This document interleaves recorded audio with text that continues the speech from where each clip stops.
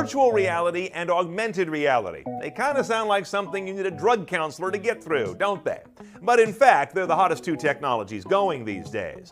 Let's learn about them so we can compare and contrast what each of them does so they wow you instead of overwhelm you. Augmented reality is when you look at the real world, but it's augmented with additional information or graphics in your view. Now, key to this AR concept is that the things are indexed to a location. That means they occupy a relevant place in your view, as opposed to moving with your gaze as you turn your head. And in many cases, you can interact with those visuals that are augmenting your view. AR can be had via a phone and one of the many AR apps out there, or for higher performance, you use dedicated AR glasses. Know that AR is increasingly being referred to these days as MR, mixed reality. It's part marketing term and part acknowledgement of AR's ability to augment the real world while also bringing in unreal elements.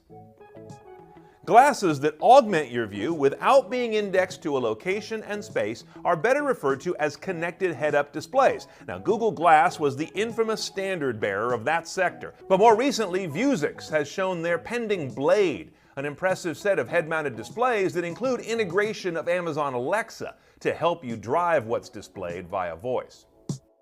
Virtual reality is when the world you're standing in is replaced with a virtual one. With some of these, everything you see and everything you hear is replaced with something computer generated. Now, the world that takes you to can be very naturalistic, actually, or extremely synthetic and fantastic. VR, you're surrounded in 360 degrees and the space is three-dimensional. Now, in its most ambitious forms, VR places are also navigable, as you can move through them and use your hands to manipulate things within them. VR can be done as simply as sticking your phone in a literally cardboard head mount or a little more upgraded plastic holder, but the attention these days is mostly on real-deal head-mounted displays. Until recently, these were quite cumbersome and always tethered to either a game console or a high-performance PC. But more recent versions acknowledge that tethering is going to be a non-starter for a lot of users, and instead the new headsets build the electronics into themselves or maybe into a small companion processor you wear on your belt for a pseudo-cordless experience.